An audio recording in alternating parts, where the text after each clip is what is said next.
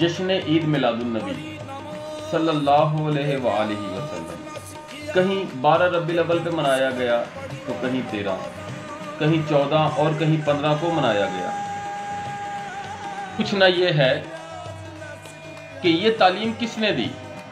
جگہ جگہ ہلڑ بازی، طوفان بدتمیزی، کہیں پر رقص، کہیں پر بینڈ باجے اور کہیں پر برادریوں کی اکثریت کی وجہ سے گنڈا گردی اور جھگڑے کیے گئے، کہیں پر خواتین کو چھیڑ چھاڑی کی گئی، ہراساں کیا گیا، بدتمیزی کی گئی، کیونکہ خواتین نے بھی کسر نہیں چھوڑی۔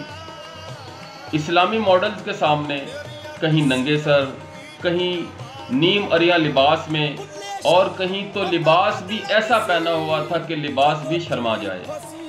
کیا یہ ہے ہمارا عقیدہ کہ کہیں پر مساجد کے سامنے ناچ گانے ہوئے تو کہیں خانہ کعبہ کے ماڈل کے سامنے ناچ گانا، کہیں پر مسجد نبوی کے ماڈل کے سامنے ناچ گانا، تو کہیں روضہ رسول صلی اللہ علیہ وآلہ وسلم کی جالیوں کے سامنے بھی بے حرمتی کی گئی۔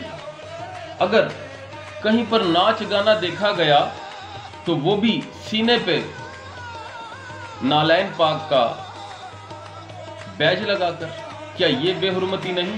کیا یہ گستاخی نہیں؟ اگر یہی کچھ کسی مغربی ملک میں ہوا ہوتا تو ہم ان کے خلاف احتجاج بھی کرتے، ہم ان کے خلاف روڈز بھی بلاک کرتے، ہم ان کے خلاف ریلیاں بھی نکالتے، مذمت بھی کرتے، اور تو اور ان کی چیزوں کا بھی بائیکاٹ کر دیتے۔ اور اگر یہی کچھ ہمارے ملک میں کسی غیر مسلم نے کیا ہوتا تو اب تک ہم ان کی عبادت گاہوں کو بھی نظر آتش کر دیتے۔ پوچھنا یہ ہے کہ ہم سے کون پوچھے گا؟